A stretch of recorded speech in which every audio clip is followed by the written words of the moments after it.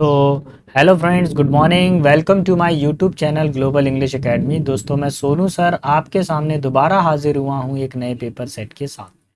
दोस्तों, जैसा कि हम जानते हैं कि एसएससी एमटीएस के एग्ज़ाम हमारे पास में आ गए हैं और एसएससी एमटीएस के एग्ज़ाम को ध्यान में रखते हुए हम लोग एक सीरीज़ लेकर आए हैं जिसके अंदर हम लोग टारगेट एसएससी एमटीएस 2024 को कर रहे हैं। प्रीवियस ईयर क्वेश्चन पेपर को सॉल्व करेंगे। सेट नंबर 45 है, 49 है। कमेंट बॉक्स में कई बच्चों ने अपने नाम और मार्क्स लिखकर मेरे को शेयर किया है, बहुत अच्छा लगता है। जिन बच्चों के पहले 10 मार्क्स आते थे आज उनके करीब 18 आ रहे हैं, और जिन लोगों को करीब 15 आ रहे थे आज उनके करीब 22 23 ऐसे मार्क्स आ रहे हैं। और काफ़ी कई बच्चे हमारी क्लास में ऐसे हैं जिनका हर बार स्कोर 23 24 ऐसा स्कोर रहा है। तो इन सभी बच्चों को बहुत बहुत शुभकामनाएं। अच्छे से पढ़िए, अच्छे से अपनी तैयारी कीजिए। कहीं पर कोई भी डाउट आ रहा है तो प्लीज़ मुझसे बात करें। आप मुझे कमेंट बॉक्स के अंदर लिखें कि सर मेरे को ये समझ में नहीं आ रहा, मुझे वो समझ में नहीं आ रहा। मैं यहाँ पे सिर्फ आपके लिए ही हूँ। मैं आप लोग हैं तो मैं यहाँ पर बैठा हुआ हूँ, है ना। मैं बढ़ता हूँ अब आगे की तरफ, सेशन को कंटिन्यू करता हूँ।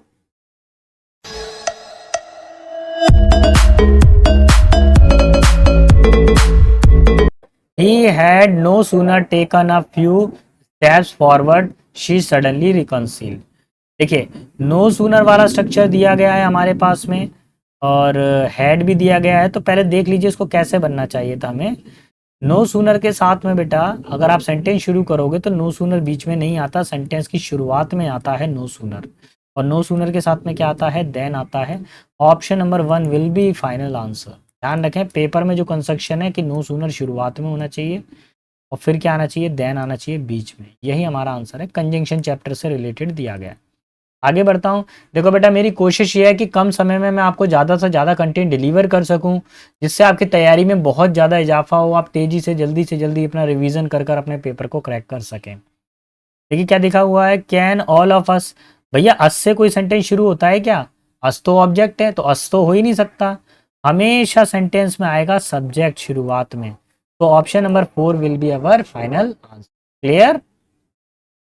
Let's see question number 3। देखिए मैं आपसे बार बार बोल रहा हूँ, प्लीज बेटा मेरी ईडीएम एंड फ्रेजेस की जो पीडीएफ मैंने शेयर कर दी है ग्रुप के अंदर, प्लस इसका वीडियो लेक्चर भी डला हुआ है, इसकी प्लेलिस्ट बनी हुई है ईडीएम एंड फ्रेजेस की, दोनों चीजें। पीडीएफ कहाँ पर है? टेलीग्राम चैनल पर। सर टेलीग्राम चैनल कहाँ पर है? उसका लिंक डिस्क्रिप्शन बॉक्स में दिया गया है। सर वीडियो कहाँ पर है? ये आप चले जाइए, प्लेलिस्ट चेक कर लीजिए, आपकी यूट्यूब पर ही डली हुई है, मेरे चैनल पर ही है।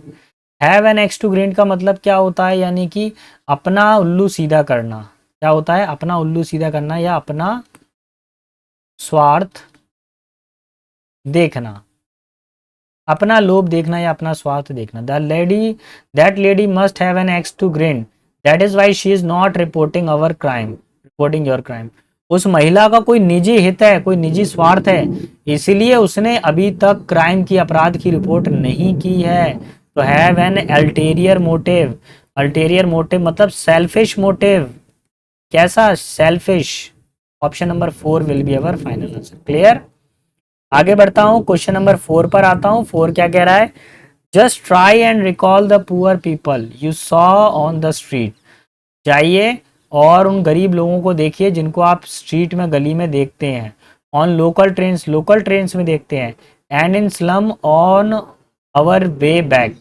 और स्लम एरिया पे आप जिनको देखते हैं उनको उनको कैसा फील होता है इसके बारे में बताइए। तो भाई इस क्वेश्चन में देख लीजिए आप लोग, एक मिनट इसको करिए, है ना, इस क्वेश्चन को करिए आप एक मिनट।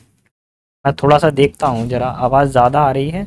एक्चुअली एरोप्लेन उड़ रहे हैं हमारे आसपास में, जिस एरिया में मैं हूँ वहाँ पे एयरफोर्स स्टेशन थोड़ा पास में है, इसलिए उसकी आवाज़ आ रही है अब तक। अब शायद कुछ कम अंतर पड़ा होगा, थोड़ा सा कुछ ना कुछ अंतर तो पड़ा होगा, है ना। तो क्या दिया हुआ है हमारे पास में, देखेंगे। Just try and recall you saw on the street. कुछ हो सकता है क्या इसमें? यू के साथ में सेकंड फॉर्म लगी हुई है। नो एरर बेटा, कोई एरर नहीं है इसके अंदर। Option number 1 will be final answer. Let's see question number 5। 5 वाले में बताना है आपको, गलत स्पेलिंग का चयन करना है। पहला वर्ड है स्ट्रेंगल, जिसका मतलब होता है गला घोटना, गला घोटना, ठीक है। फिर वर्ड है हमारे पास में परसिक्यूशन। परसिक्यूशन का मतलब होता है किसी को सप्रेस करना, किसी को प्रताड़ित करना, ठीक है। डोमिनॉन का मतलब क्या होता है? अधिराज्य, क्या होता है? अधिराज्य। और नेक्स्ट है सॉलिटेरी। सॉलिटेरी का मतलब क्या होता है समझ लेंगे। सॉलिटेरी का मतलब होता है जो बिल्कुल अलोन हो, एकांत में हो। तो यहाँ पर ध्यान रखेंगे स्ट्रैंगल की स्पेलिंग सही है, परसिक्यूट सही है, डोमिनेंट की सही है। सॉलिटेरी में कभी ओ नहीं आता है, क्या आता है? ए आता है। सॉलिटेरी में क्या आता है? ए आता है। हमको करेक्ट गलत स्पेलिंग बतानी थी। So here our answer is option number 4। Let's see question number 6 and how the question number 6 move. If you see here, one day the queen was painting a message and tired dash to convey the king's arrival. एक बार रानी क्या कर रही थी? Painting कर रही थी जब messenger आया और उसने राजा के आने का समाचार उसको सुनाया। तो जब मैसेंजर जब आया तो उसने क्या किया देखिए। ब्रीथलेसली का मतलब क्या था? एक सांस, जो सांस ही नहीं ले रहा हो बेदम बिना रुके। कंपेरेबल का मतलब क्या होता है? तुलना करना, मतलब किसी से कंपेयर करना है। एंजॉयबल का मतलब सभी को मालूम है आनंद उठाना। और रिलेटिवली का मतलब क्या होता है बताइए? अपेक्षाकृत, यानी तुलनात्मक रूप से। अपेक्षाकृत, रिलेटिवली अपेक्षाकृत मतलब तुलना करना। कभी भी कंपैरेटिव डिग्री के सेंस में इसका यूज करते हैं। तो देखिए अभी जब मैसेंजर दौड़कर आया होगा तो कैसा आया होगा? ब्रीथलेसली आया होगा, ठीक है, बिना सांस के आया होगा, बिना रुके वो दौड़कर आया होगा। तो यही हमारा आंसर हो जाएगा, ऑप्शन नंबर 1 हो जाएगा। क्लियर? चलिए आगे क्वेश्चन नंबर 7 को सॉल्व करेंगे। करिए इसको जल्दी जल्दी सॉल्व। 1 मिनट में मैं चेक कर लूँ जरा मैं क्या बोल रहा है। Question number 7, an unidentified man on an bike dropped for the box outside the building. एक अजनबी आदमी ने एक बॉक्स को हमारी बिल्डिंग के बाहर गिरा दिया। सो क्या कर दिया?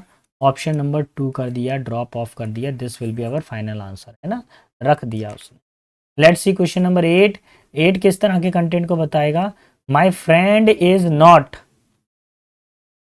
Dash, my friend is not dash और, अच्छा क्या होना चाहिए? This complicated assignment. मेरी जो फ्रेंड है इस कॉम्प्लिकेटेड असाइनमेंट से कैसी नहीं है, क्या नहीं है उसके लिए? क्या उसको कोई हकदार है? एंटाइटल्ड का मतलब क्या होता है? हकदार होना, ठीक है। वर्दी मतलब क्या होता है? योग्य। कंफर्टेबल का मतलब क्या होता है?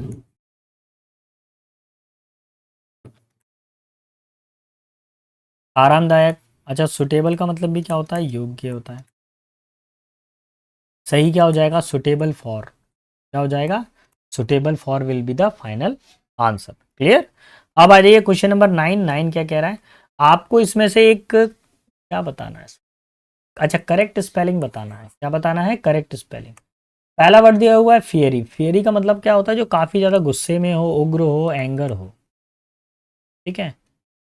अब बाकी चीज़ों को भी देख लेते हैं भैया, बाकी स्पेलिंग देख लेते हैं। यहाँ पर आंसर तो ए फॉर अमेरिका ही है, सिर्फ केवल पहले वाले की स्पेलिंग करेक्ट है, बाकी सब गलत है। फॉरेन की स्पेलिंग में यहाँ ई आता है। बिलीव के अंदर हमेशा आई ई होता है। हाइट में HEIGST होना चाहिए हमारे पास में। यहाँ पर ये हाइट की स्पेलिंग जो गलत है, HIGST। चलिए बढ़े अब आगे की तरफ। तो option number 1 will be final answer. Clear? Option number 10 देखिए। 10 क्या कह रहा है? क्वेश्चन नंबर 10, ये पहली बात कंजंक्शन चैप्टर का है। हार्डली के साथ में आप सभी को मालूम है कि वैन का यूज़ होता है। यहाँ पे दैट आ रहा है, तो पहले तो हार्डली के साथ में वैन कहाँ पर आता है वो देखो, ये आ रहा है ऑप्शन नंबर 2 में। तो यही हमारा आंसर हो गया, ऑप्शन नंबर 2। ठीक है, हार्डली के साथ में बेटा क्या आता है? वैन आता है। यही इसका डायरेक्ट सिस्टम है, इसको सॉल्व कर। मैं आगे बढ़ता हूँ क्वेश्चन नंबर 11 की तरफ। अच्छा मैस्ट्रो का मतलब क्या होता है? मैस्ट्रो का मतलब क्या होता है? कोई किसी चीज का मास्टर हो। मैस्ट्रो मतलब उसका मास्टर हो, यानी मतलब उसका एक्सपर्ट हो, ठीक है, एक्सपर्ट व्यक्ति हो। नोवाइस का मतलब क्या होता है? अनस्किल्ड, यानी नौ से किया, जिसको कुछ नहीं आता। सिलेंडर का मतलब क्या होता है? कोई व्यक्ति बहुत ही ज़्यादा पतला हो, लीन हो, ठीक है, पतला सा हो, बिल्कुल फिल्म टाइप का हो। फिल्म का मतलब भी क्या होता है? पतला हो, थिन हो बिल्कुल। अब देखिए क्या देखो, सेनियल। सेनियल का मतलब क्या होता है? एक्सट्रीम ओल्ड, कोई बहुत ज़्यादा बुजुर्ग हो। जीनियस का मतलब क्या होता है? स्किल्ड, ठीक है। तो अभी हम क्या करने वाले हैं? जीनियस इसका आंसर हो जाएगा, option number 4 will be final answer. Clear? देखिए बेटा मेरी कोशिश ये है कि कम समय में मैं ज़्यादा से ज़्यादा कंटेंट आपको डिलीवर कर सकूं, और मेरी प्रयास ये है कि आप लोगों का सिलेक्शन हो। सबसे पहली चीज़ ऐसा नहीं है कि बस जस्ट आए बैठे और चले गए। मेरे वीडियो लेक्चर में केवल और केवल आपको पढ़ाई मिलेगी, इधर उधर की फालतू बकवास नहीं मिलेगी, क्योंकि मैं सिर्फ एक ही चीज़ जानता हूँ। इधर उधर के कचरा सुनने की अपेक्षा आप केवल उतना उतना सुन लीजिए जितना आपके पेपर में आता है, ठीक है। अगर आपको मेरी मेहनत पसंद आ रही है तो प्लीज़ बस मैं यही चाहता हूँ कि आप कमेंट बॉक्स के अंदर अपने मार्क्स ज़रूर बताएं आज के पेपर में कैसा आया। और चैनल को अगर लाइक कर सकते हैं तो प्लीज़ कर दीजिए, क्योंकि आपके लाइक करना, आपका शेयर करना, आपका सब्सक्राइब करना ही हमारे लिए मेहनत का, हमारे लिए बहुत ज़्यादा जो है इनक्रेजमेंट करता है हम लोगों को। मेरे को तो बहुत इनक्रेज करता है। बल्कि का मतलब क्या होता है कि कोई चीज़ क्या हो, ह्यूज हो, बड़ी हो, विशाल हो, ठीक है। सॉफ्ट का मतलब सबको मालूम है, जो काफ़ी ज़्यादा कोमल हो यानी कि टेंडर हो। एयरी का मतलब क्या होता है, फुल ऑफ एयर यानी कि हवादार हो। मैसिव का मतलब क्या होता है, जो बड़ा हो, बिग हो।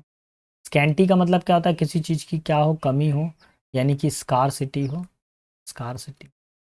तो अभी क्या चाहिए हम लोगों को, सिनोनिम चाहिए। जल्दी बताइए क्या आंसर होगा, मैंने पहले ही आंसर बता दिया आप लोगों को। So option number third will be final answer. Clear. अब मैं आगे की तरफ बढ़ता हूँ। क्वेश्चन नंबर 13 पर 13 क्या बोल रहा है, माई मदर एक्सक्लेम, देखो पास्ट टेंस लगा हुआ है ना, at how fast the days had. Had के साथ में बेटा कौन सी फॉर्म आती है, क्या वर्ब की फर्स्ट फॉर्म आती है, नहीं बेटा। कौन सी फॉर्म आती है, वर्ब की थर्ड फॉर्म आती है। तो वर्ब की थर्ड फॉर्म हमारा करेक्ट आंसर हो जाएगा, ये नहीं होगा। तो hair option number 2 will be our final. कौन सा हो जाएगा, ऑप्शन नंबर 2। क्लियर। थोड़ा सा मैं और आगे बढ़ूंगा। Neither she nor I am going to take part in the debate competition.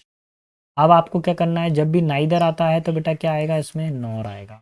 आपको पता है इस वाले सेट के अंदर सबसे ज़्यादा कंजंक्शन के क्वेश्चन आए हैं बेटा, सबसे ज़्यादा कंजंक्शन वाले करके, ठीक है। नाइदर के साथ में हमेशा क्या आता है, नॉर आता है। और आपका आंसर हो जाएगा ऑप्शन नंबर थर्ड। क्लियर। चलिए आगे बढ़ते हैं। Question number 14।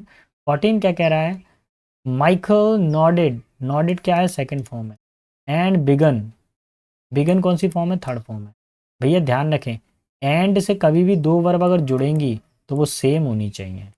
थर्ड फॉर्म यहाँ पे नहीं आएगा। यहाँ पर आपको ये जो बिगन वर्ड है इसको हटाकर आपको करना पड़ेगा बिगेन, जो सेकंड फॉर्म है। तो option number 4 will be final answer. Clear. Question number 16 पर आते हैं। But if you dash a spare to spare, spare का मतलब होता है खाली समय थोड़ा सा, before you do catch the bus. जब बस को पकड़ने से पहले अगर आपके पास में थोड़ा सा समय हो, बी श्योर टू पॉप इन, पहले ही खड़े होकर देख लें कि क्या आप बस के अंदर जा सकते हैं कि नहीं। तो देखिए इसमें क्या है, सोचने वाली बात है, यानी थोड़ा सा मौका आपके पास में हो, यानी कि मोमेंट। तो यही आपका आंसर होगा। सर इसमें नेप का मतलब क्या होता है, have a nap. Have a nap का मतलब होता है झपकी लेना। जैसे क्लास में पढ़ते पढ़ते ऐसे हो जाते ना, हो जाते हैं डले हुए हैं ऐसे करके, सर लेक्चर पढ़ा रहे हैं और तुम रहे हो, है ना, ऐसी सिचुएशन क्या होती है, option number 1। Sorry, take a nap है ना, झपकी लेना।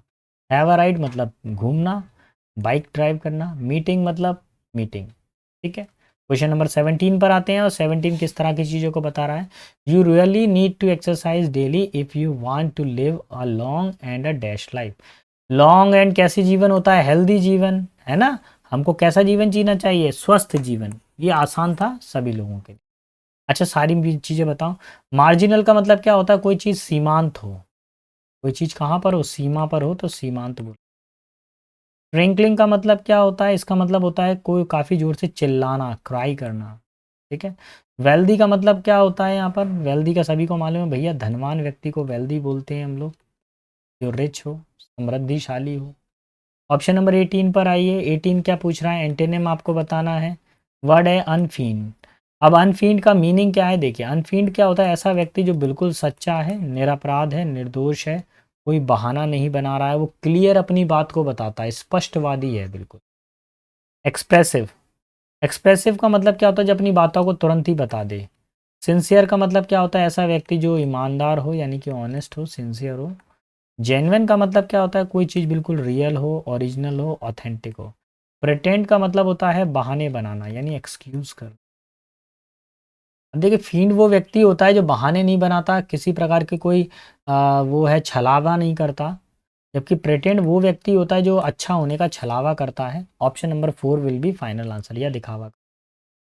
आगे देखते हैं अगले क्वेश्चन की तरफ। 100 of the migrants work in private firms इन इरोड। हाँ भाई, बताइए क्या आंसर होगा, बताइए क्या इसमें कोई आंसर टिक कर सकते हैं? कर सकते हैं। So option number 2 will be our final answer. Clear? 20 पर आइए, 20 कैसे काम करेगा? 20 वाले क्वेश्चन को अगर देखें, टू रेज द डस्ट। अब टू रेज द डस्ट का मीनिंग क्या होता है? इसका मतलब होता है, टू रेज द डस्ट का मतलब होता है कि मतलब कंफ्यूजन फैलाना, क्या कर देना? भ्रम फैलाना। क्या करना? भ्रम फैलाना। तो इसको क्या बोलते हैं हम लोग? टू रेज द डस्ट बोलते हैं। आपका आंसर हो जाएगा option number 1, to cause disruption और कंफ्यूजन। यही हमारा आंसर हो जाएगा। यानी धूल झोंकना, आंखों के अंदर धूल झोंकना मतलब भ्रम फैला देना। रेज द डस्ट यानी धूल उड़ाना, है ना? धूल उड़ रही होगी तो आप एक दूसरे को पहचान नहीं पाओगे, तो क्या करेंगे? कंफ्यूजन हो जाएगा। Option number 1 will be final answer. Clear? अब आ जाइए क्वेश्चन नंबर 21 पे। ये कैसे काम करता है? देखिए, जो बच्चों ने क्वेश्चन नंबर 20 तक पहुंचे हैं वो अपना सिलेक्शन चाहते हैं, इसलिए इस वीडियो को देखकर पहुंचे हैं इधर तक। वरना जिनको सिलेक्शन नहीं चाहिए था वो आधे में ही फरार हो गए हैं, है ना? तो अब जो बच्चे यहाँ तक पहुँचे हैं उनके लिए एक इम्पॉर्टेंट अपडेट ध्यान रखेंगे। मैं कल सेट नंबर 50 इसके अंदर प्रोवाइड करूँगा आपको, और जब तक आपका एग्ज़ाम नहीं हो जाता इसी तरह से सेट चलते रहेंगे, ठीक है? और ज़रूरी चीज़, आपके जितने भी मार्क्स आए आपके, 1 मार्क्स, 2 मार्क्स, 3 मार्क्स, 5 मार्क्स या फिर आपके 0 भी आए, तो प्लीज़ आप कमेंट बॉक्स में मेरे को बताएं, जिससे मैं आपकी मदद कर सकूं। मैं यहाँ क्यों हूँ? आपकी मदद के लिए हूँ। अगर आप नहीं बताएंगे तो मैं कैसे इंप्रूव करूँगा यार? कई बच्चों ने कुछ नहीं तो कमेंट बॉक्स में अपनी एरर लिख लिख के पूछ पूछ कर ही अपना काम चला लिया और सिलेक्शन ले गए यार। हम बैठे ही रह गए, है ना? तो भैया चलो बढ़ते हैं आगे की तरफ। बाकी आप समझदार हो, आप अपने हिसाब से समझ सकते हैं, है ना? When he died on 27 November 1953, Gladstone O'Neill was dash recognized as one of the major dramatists of the modern world। तो देखिए यहाँ पर जो ग्लैड ओनियल थे, वो उनकी जो मृत्यु कब हुई थी भाई? 27 नवंबर 1953 में हुई थी। और ये इतने अच्छे थे, उनको सभी लोग जानते थे, सबसे बड़े ड्रामेटिस्ट थे ये मॉडर्न वर्ल्ड के। आंसर हो जाएगा इसका सी फॉर कलकत्ता, यूनिवर्सली, है ना? सभी जगह पे उनका नाम जाना जाता था। आगे क्या हुआ इसके बाद में? यहाँ तक हम पहुँच गए थे। World 4 times a Pulitzer prize winner, और ये 4 बार क्या कर चुके थे? ये पुलित्जर अवार्ड को जीत चुके थे। And he had also been, अब बीन के बाद में dash 1936 Nobel prize for literature. भैया नोबल प्राइज को क्या किया जाता है? अवॉर्डेड किया जाता है।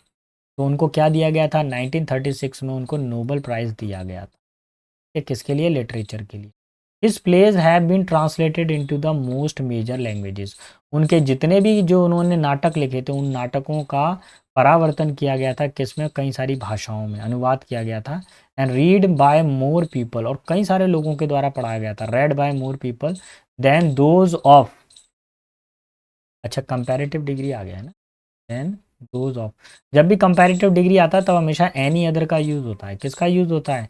एनी अदर का। ये ट्रिक है बेटा, याद रखना। एनी अदर का यूज़ होता है जब भी कंपैरेटिव डिग्री आता है। Other playwright except W Shakespeare यानी William Shakespeare and maybe G Bernard Shaw. O'Neill was a puzzle to his friend. O'Neill अपने जो हैं मित्रों के लिए क्या थे? एक पजल थे। देखिए इसमें कुछ और राइटर के नाम आए हैं। विलियम शेक्सपियर का नाम आया और बर्नार्ड शो का नाम आया। इन्होंने भी बहुत अच्छे अच्छे नाटक लिखे थे। विलियम शेक्सपियर का नाम तो ज़्यादातर लोग जानते ही हैं।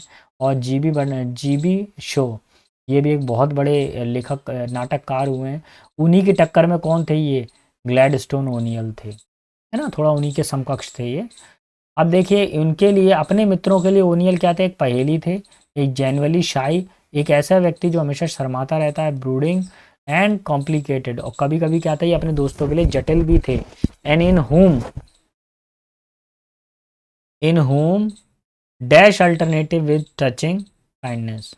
और उनके अंदर कभी कभार ऐसी क्रूएलिटी भी देखी जा सकती थी। क्रूएलिटी का मतलब क्या होता है? कभी कभी तो वो इतने क्रूर हो जा सकते थे। इसके अल्टरनेट्स में क्या हो जाते थे? कभी कभी वो बहुत ज़्यादा क्रूर हो जाते थे और कभी कभी बहुत ज़्यादा काइंड हार्टेड हो जाते थे। ही वॉज बोथ, वो दोनों ही थे। नेव का मतलब होता है चालाक, ठीक है? एंड वर्ल्डली, वो कभी कभी तो बहुत ज़्यादा संकुचित, मतलब अकेले अकेले रहते थे, और कभी कभी क्या था? पूरे सांसारिक थे, पूरे संसार में मिलते थे वो। वन बायोग्राफर फाउंड हिम, एक बायोग्राफर ने उनके बारे में लिखा है, sentimental one instant and hard as nail at the next.